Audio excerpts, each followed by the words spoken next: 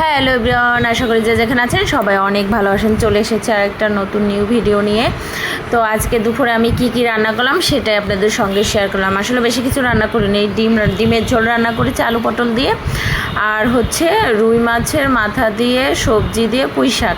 এটা খেতে আমি অসম্ভব পছন্দ করি। আর হচ্ছে মানকচু এনেছিল, সেটা আর কি ভর্তা করবো। এই আসলে গ্যাস থাকে না, তো এর জন্য আর কি বেশি পদ রান্না করা সম্ভব না। এর জন্যে চেষ্টা করি একটু কম কম করে আসলে গ্যাসের চুলোটায় রান্নাটা শেষ করতে, যেটুকুন গ্যাস থাকে সেটা দিয়েই। তো যে আমি ডিমটা আগে ভেজে নিলাম, ডিমটা আগে হলুদ লবণ দিয়ে মাখিয়ে রেখেছিলাম। পরে তেলটা গরম হলে ডিমটা দিয়ে দিলাম। ডিমটা একটু ভেজে আগে উঠিয়ে রেখে নেব। পরে হচ্ছে মাছের মাথাটা ভেজে আমি পুঁই শাকের তরকারিটা আগে রান্না করে নেব।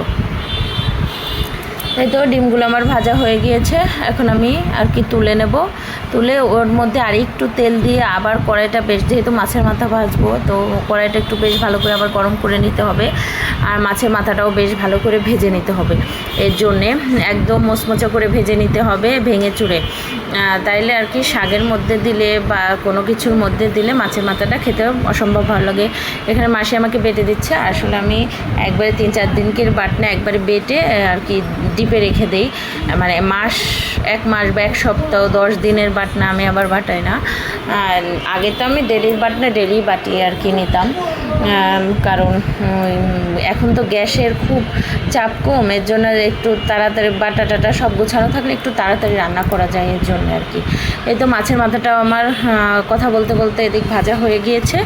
এখন আমি ওই তেলে আরেকটু তেল দিয়েছি। পরে পাঁচফোড়ন, তেজপাতা, শুকনো মরিচ পোড়া দিয়ে পেঁয়াজ আর হচ্ছে কাঁচামরিচ দিয়ে দিলাম। এটা একটু ভাজা ভাজা হলে পরে আর কি আমি সবজিগুলো দিয়ে দেবো। আর সবজিগুলো বলতে সবজিতে দিয়েছি এখানে আমি কাঁচা কুমড়া, আসলে পাকা কুমড়ো ছিল না ঘরে। কাঁচা কুমড়া, আলু, কারকোল, পটল দিয়েছি, আর হচ্ছে কিছু কাঁঠালের বিচি দিয়েছি। এটা দিয়ে আর কি যে পরিমাণ মতন হলুদ লবণ দিয়ে আর কি ভেজে নেব। আর এখানে আমি পুঁই শাকের ডাঁটাগুলোও দিয়েছি, যেহেতু শাকের থেকে ডাঁটাটা সিদ্ধ হতে একটু সময় বেশি লাগে, এই কারণে আমি আর কি ডাঁটাটাও সবজির সঙ্গে দিয়ে ভালো করে কষিয়ে নেব। কষিয়ে নিয়ে পরে পুঁই শাকটা দেবো, কারণ শাকটা দিলে তো তাড়াতাড়ি সিদ্ধ হয়ে যায়। এতে দেখেন আমি পরিমাণ মতো হলুদ লবণও দিয়ে দিয়েছি, ডাঁটাগুলোও দিয়ে দিয়েছি। আবার একটু ভালো করে বেশ ভালো করে নেড়ে চেড়ে নেবো। আর এর মধ্যে আমি একটু জিরা বাটা, আদা বাটা, রসুন বাটাও দিয়েছি, সেটা দিয়েও ভালো করে কষিয়ে নেবো। এটা হচ্ছে আপনারা যে পেঁয়াজটা ভাজলেন তার সঙ্গে মশলাটা বেশ ভালো করে কষিয়ে নিয়ে পরে কিন্তু সবজিটা দিতে পারেন, তাতে আরও বেশি বেটার হয়। আসলে আমার একটু ভুলই হয়ে গিয়েছে, পরে আর কি দিয়েছি।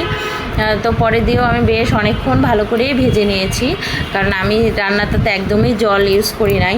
এই সব সবজিতে আবার জল দিলে অতটা মজা লাগে না খেতে, একদম শুকনো শুকনো একটু আঠালো আঠালো ভাব হলে বেশি মজা হয়।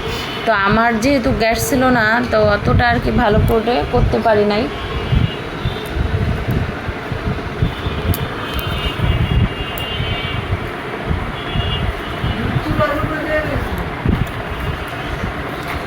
তাই তো শাক নেড়ে চেড়ে এখন আমি একটু ঢেকে দেবো। ঢেকে দিয়ে পরে আর কি শাকটা দেবো, কারণ ঢেকে ঢেকে আমি পুরোটা সবজি ডাটা একদম সিদ্ধ করে নেওয়ার পরে আমি আর কি শাকটা দিয়েছিলাম।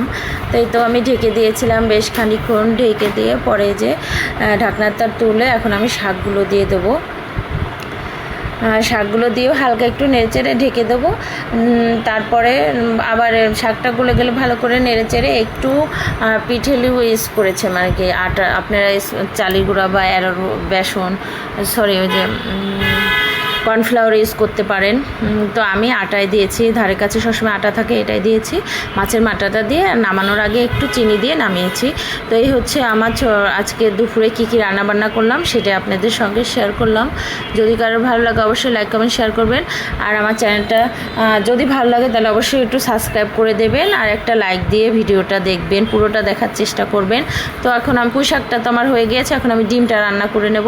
ডিমটা তো আলুই ভেজে নিয়ে ডিম ভেজে নিয়েছি, এখন এই যে আলু পটলটা ভেজে নিই, আর এখানে যে সব পদের মশলা নিয়েছি। সবাই ভালো থাকবে।